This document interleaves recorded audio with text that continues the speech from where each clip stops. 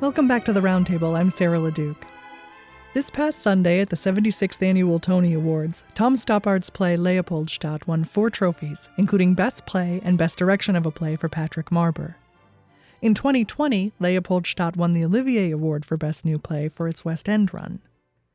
Set in Vienna, the play takes its title from the Jewish Quarter. This passionate drama of love and endurance begins in the last days of 1899 and follows one extended family deep into the heart of the 20th century. Faye Castelow plays Gretel, and she joins us now to talk about her character and her connection to this show. Faye, welcome to the Roundtable. Thank you for having me. Tell me about your character of Gretel in Leopoldstadt and how she fits into the story, please. We meet Gretel at the beginning, and I suppose she is the newest matriarch of the Mertz family. The Mertz family are the root of our story, but we are prolific and numerous and include other branches of Viennese European families. The Mertz family, we meet them at an extraordinary time in their lives. We enter their world in their extremely gracious, elegant drawing room. They are surrounded by family, staff, Christmas presents. It's a world of splendor and beauty that they have made themselves. Gretel has married into the Mertz family. She is Austrian by birth, Viennese, and Gretel is Catholic. The Mertz family are Jewish, and the son, Hermann, who is a grown man now himself and the patriarch of the family, has, prior to meeting Gretel, of his own volition, given up his Jewish faith and converted to Catholicism, which in his mind, and I'm sure there is many truths in it, allowed him a clearer path through society. And one of the things that it has cleared a path for is finding Gretel. Gretel lives in the sort of highest echelons of Viennese society and is aristocratic, Catholic, which really was the kind of foremost politically and the wealthiest part of Austria. So we meet Gretel as a young wife and a young mother. Hermann and Gretel have a son, Jacob, who's about 7 or 8. And we meet them kind of riding the crest of the wave of their success and with a really bright future ahead of them. How does Gretel experience the world? What is it about her that gives you so much to play with? Or work with, I would say too, work with. Emotionally, Gretel is a hedonist. I always refer to her as a hedonist.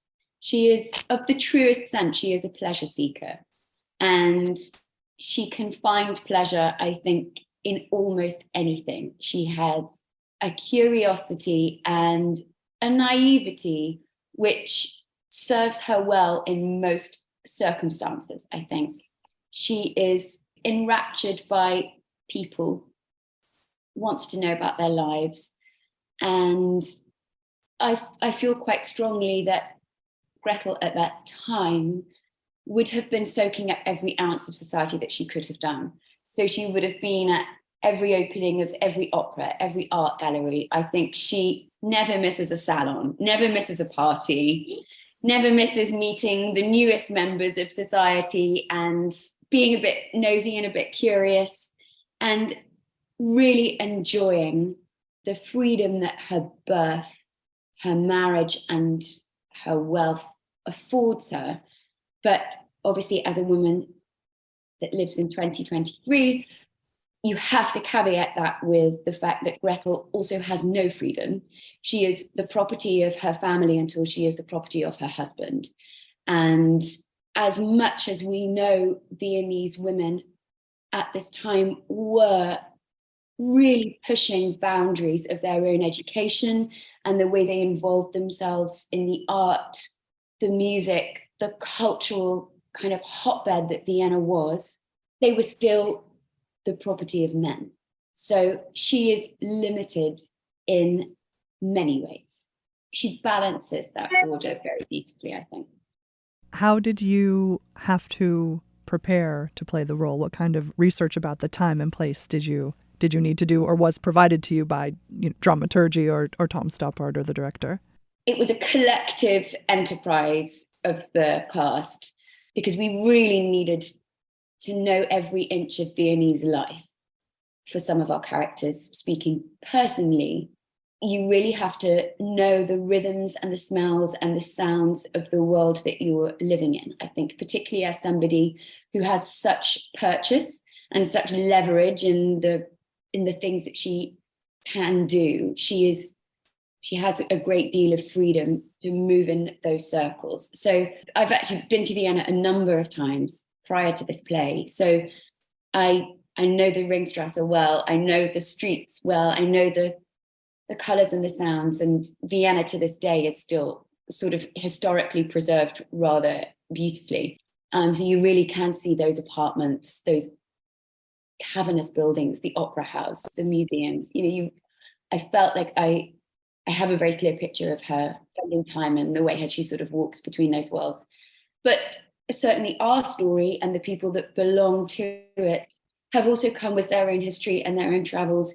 We know that my mother-in-law, who is only probably 25 years older than me, so we don't have to go back very far in our memory for a majority of the characters on stage to have fled probably danger, peril, pogroms, and have got themselves across great swathes of Europe to land themselves in Vienna.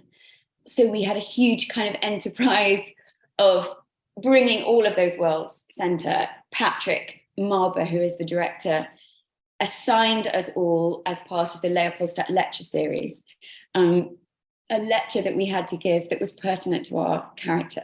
So mine specifically was Klimt's women. Klimt is painting Grethel's portrait, we understand. We don't know overtly that it's Klimt, but it quite clearly is Klimt when we see the portrait and the way he is kind of indirectly referred to. So I spent a lot of time learning about who those women were, which is a story that I thought I knew, having seen quite a lot of Klimt. But actually, Klimt made very political decisions about who he allowed to sit for him. He reached a point in his career quite early on, certainly that he'd already reached by the time we meet him, so turn of the century, 1900, that he only painted women who largely were Jewish, but he painted women that, to him anyway, in his view, had a political standing, who spoke and stood for something. He had, I think, to see in them something, a spark, a flavour, an interest. And I think that's it's shown in his work. Mostly you find Klimt's women sort of look directly down the camera. They are pretty much full on, straight, full-bodied. They're not seated in the demure portraiture that we might have understood to this point. They're not surrounded necessarily by trinkets and trappings of wealth that explained who they were. It was very much about the way he positioned them as a provocation about their femininity, about who they were. And he really foregrounds the whole woman, which is not something we'd seen before. And I would really encourage, particularly if people are in New York, to go to the Neue Gallery. Go and see the women that they have in there. There's a room of Klimt's women, and they are the most extraordinary expressions of his craft, but they also tell the story that Grethel's portrait tells, which is they found their way to New York because largely they didn't remain in Vienna. They had to be brought over by their families through often quite arduous, difficult processes. So go and see those women because they are extraordinary. You have come with the production from London. You're one of only a few cast members who have been with it since before COVID, when it opened and then had to close for the pandemic. What has it been like to stay with the show through a whole unimaginable global pandemic? Not that it's over, of course, we caveat. And what does interacting with different actors do for your performance? It has been the most extraordinary job. I don't think how could any of us have imagined, but I think I got the phone call about going in to meet Patrick and Tom in September 2019, I think I have now crossed the threshold of 400 performances. It's just bonkers. It has, from an artistic point of view, I don't think rarely, and maybe this will be the only chance in my career, to live with a piece of work for so long that it just becomes part of you. And there is a freedom and an ease in that, which I think can only come from repetition. You know, how do you master a skill or a trade or something? Practice, practice, practice, practice, do it 10,000 times. I think I feel like that to an extent more than I probably have done with parts. I don't feel like I'm questioning any more necessarily the choices that I'm making. I'm always hopeful that each night when I step on stage that I'll bring as much newness as I can to it. But I think that's because I've been afforded such luxury of having it live in my bones for so long. And I don't think I can separate myself from her in the way that it's just a rhythm now. It's a kind of music and almost a dance, I think, that it just, I hope, comes just from me without me having to think too much about it, as much as there are so many nights when you just watch yourself do a performance and think, why am I doing it like this? It's so bad. Why is it happening like this to me? The new members of the cast, this is now the fourth iteration of cast members that have got to perform Leopoldstadt. There was some rejigging post-COVID, and then we came out and did Broadway when we opened with a few cast members that have now moved on to wonderful things. I don't know necessarily that it changes anything. I don't think you necessarily have to alter, you just expand. It just brings more. Everything is an addition, it's never a subtraction. And the way I have described it before, which I hold to, is it is the story of a family. And I know that Patrick and Tom and our amazing casting directors, Amy Ball and Jim Carnahan in the UK and the US, were extremely direct about the actors that joined this world had to be people that could live together and breathe together and be a family together. And in that sense, it kind of feels like no one has left us either. The people that were in the very first production, I still hear them, I still see them. Their ghosts kind of live with us. And isn't that what a family is? You know, we have this photo album that exists throughout the entire production. Amelia, the matriarch of the family, references them at the beginning, and she says, you know, at one point we don't have to write Rudy's name because everybody knows it's Rudy. And then suddenly only a few people know it's Rudy, and then we can't remember who it is. And it's kind of like that, you know, I see the people from the very beginning of London in so many ways, and they haven't been replaced.